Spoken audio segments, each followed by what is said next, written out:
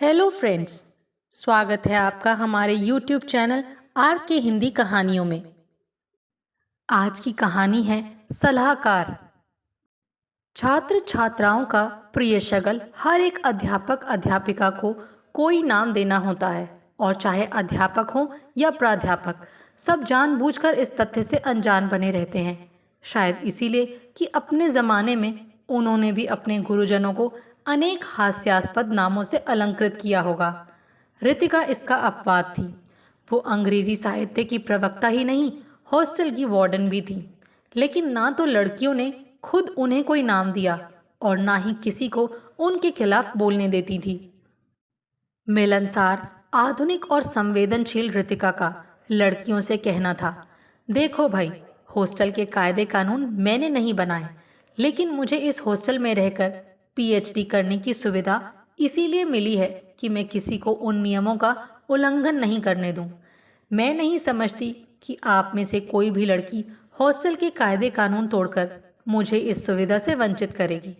इस आत्मीयता भरी चेतावनी के बाद भला कौन लड़की मैडम को परेशान करती। वैसे लड़कियों की किसी भी उचित मांग का रितिका विरोध नहीं करती थी। खाना बेस्वाद होने पर वो स्वयं कह देती थी, काश मुझ में हॉस्टल की मैनेजिंग कमेटी के सदस्यों को दावत पर बुलाकर ये खाना खिलाने की हिम्मत होती। लड़कियां शिकायत करने के बजाय हंसने लगती। रितिका मैडम का व्यवहार सभी लड़कियों के साथ सहृदय था। किसी के बीमार होने पर वो रात भर जागकर उसकी देखभाल भी करती थी। पढ़ाई में कोई दिक्कत होने पर अपना विषय ना होते हुए भी वो यथासंभव सहायता कर देती थी। लेकिन अगर कोई लड़की व्यक्तिगत समस्या लेकर उनके पास जाती तो बजाय समस्या सुनने या कोई हल सुझाने के वो बड़ी बेरुखी से मना कर देती थी। लड़कियों को उनकी बेरुखी उनके स्वभाव के अनुरूप तो नहीं लगती थी, फिर भी किसी ने इसे कभी गंभीरता से नहीं लिया। मनोविज्ञान की छात्रा श्रेया ने कुछ दिनों में ही ये अटकल लगा ली कि ऊपर से सामान्य लगने वाली रितिका मैम भीतर से बुरी तरह घायल थी और जिंदगी को सजा समझकर जी रही थी।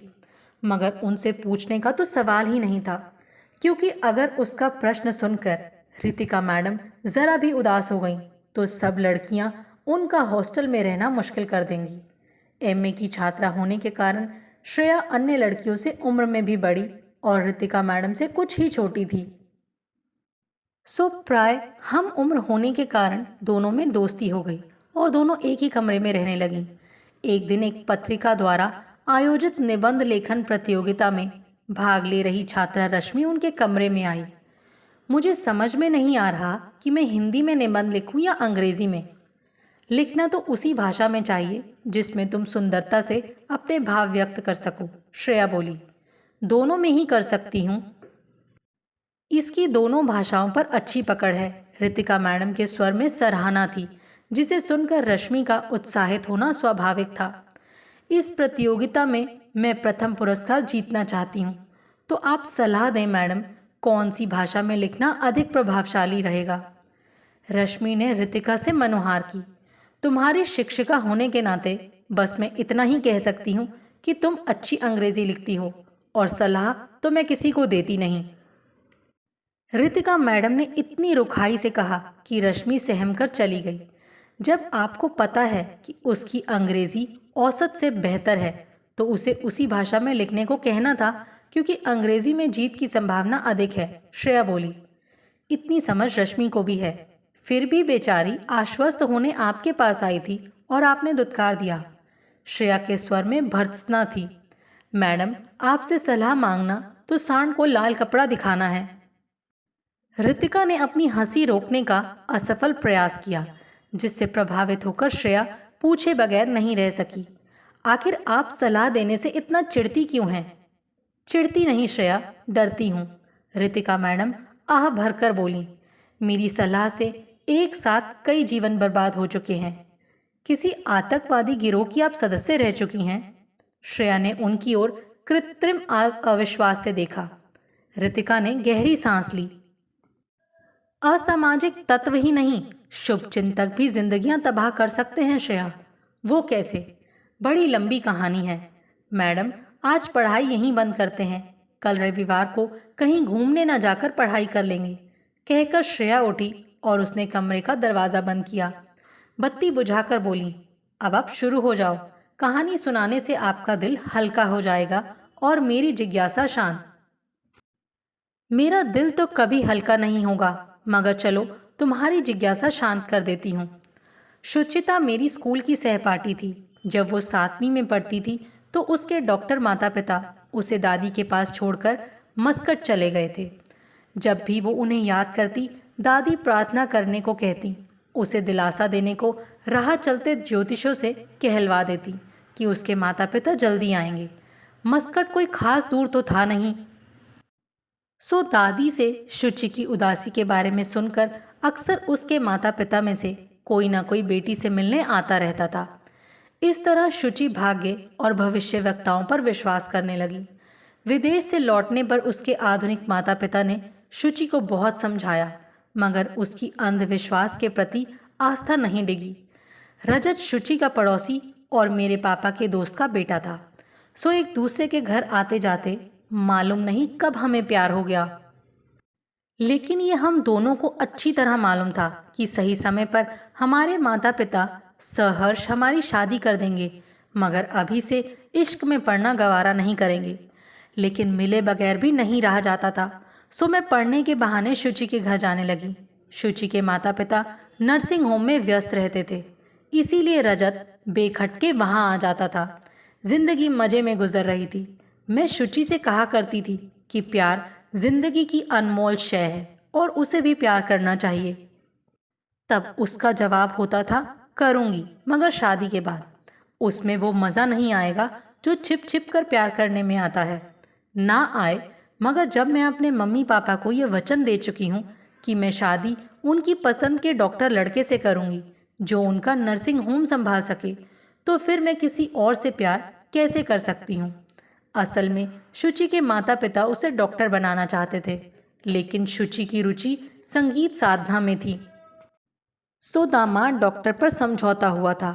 हम सब बीए फाइनल में थे कि रजत का चचेरा भाई जतिन एमबीए करने वहाँ आया और रजत के घर पर ही रहने लगा। एक रोज़ शुचिता पर नज़र पड़ते ही जतिन उस पर मोहित हो गया और रजत के पीछे पड़ गया कि वो उसकी दोस्ती शुचिता से करवाए। रजत की असलियत बताने का उस पर कोई असर नहीं हुआ। मालूम नहीं जतिन को कैसे पता चल गया कि रजत मुझसे मिलने शुचिता के घर आता है। उसने रजत को ब्लैकमेल करना शुरू कर दिया कि या तो वो उसकी दोस्ती शुचिता के साथ करवाए, नहीं तो वो हमारे माता पिता को सब बता देगा। इससे बचने की मुझे एक तरकीब समझ में आई कि शुचिता के अंधविश्वास का फायदा उठाकर उसका चक्कर जतिन के साथ चला दिया जाए। रजत के रंगकर्मी दोस्त सुधाकर को मैंने अपने और शुचिता के बारे में सब कुछ अच्छी तरह समझा दिया। एक रोज़ जब मैं और शुचिता कॉलेज से घर लौट रहे थे तो साधु के वेश में सुधाकर हमसे टकरा गया और मेरी ओर देखकर बोला कि मैं चोरी से अपने प्रेमी से मिलने जा रही हूँ। उसके बाद उसने मेरे और रजत के बारे में वो सब कहना शुरू कर दिया जो हम दोनों के अलावा शुचिता को ही मालूम था। सो शुचिता का प्रभावित होना स्वाभाविक था। शुचिता ने साधु बाबा से अपने घर चलने को कहा।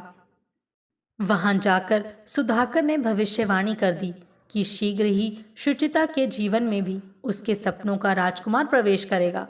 सुधाकर ने शुचिता को आश्वस्त कर दिया कि वो कितना भी चाहे प्रेम पाश से बच नहीं सकेगी, क्योंकि ये तो उसके माथे पर लिखा है। उसने ये भी बताया कि वो कहाँ और कैसे अपने प्रेमी से मिलेगी।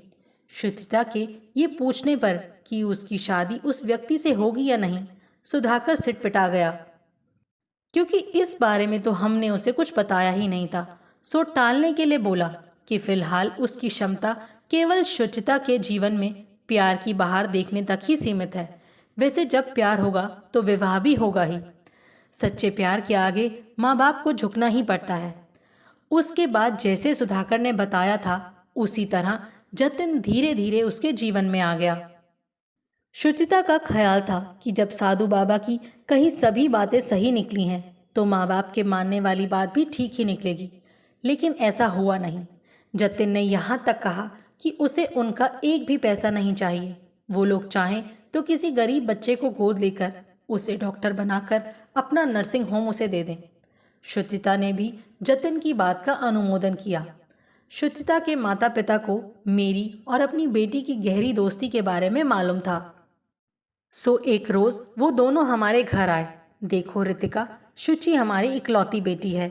हमने रात दिन मेहनत करके जो इतना बढ़िया नर्सिंग होम बनाया है या दौलत कमाई है, इसीलिए कि हमारी बेटी हमेशा राजकुमारियों की तरह रहे।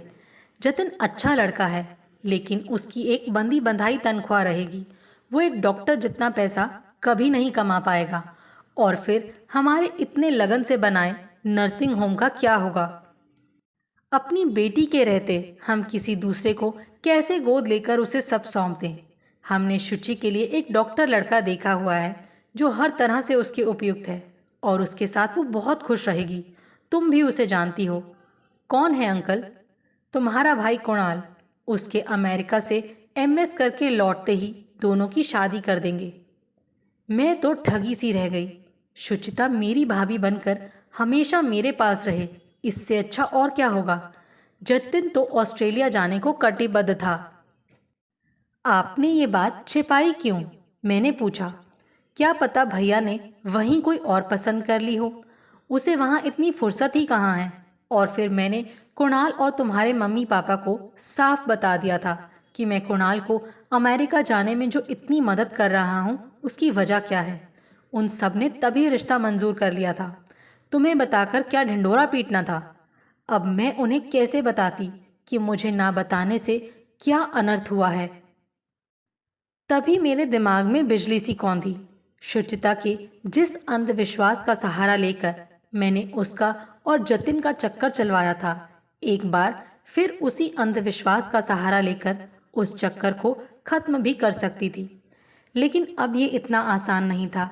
रजत कभी भी मेरी मदद करने को तैयार नहीं होता और अकेली मैं कहाँ साधु बाबा को खोजती फिरती।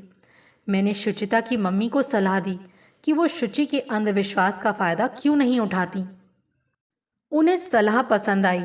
कुछ रोज के बाद उन्होंने शुचिता से कहा कि वो उसकी और जतिन की शादी करने को तैयार हैं, मगर पहले दोनों की जन्म पत्री मिलवानी होगी। अगर कुछ गड़बड़ हुई तो ग्रह शांति की पूजा करा देंगे। अंधविश्वासी शुचिता तुरंत मान गई। उसने जबरदस्ती जतिन से उसकी जन्म पत्री मंगवाई।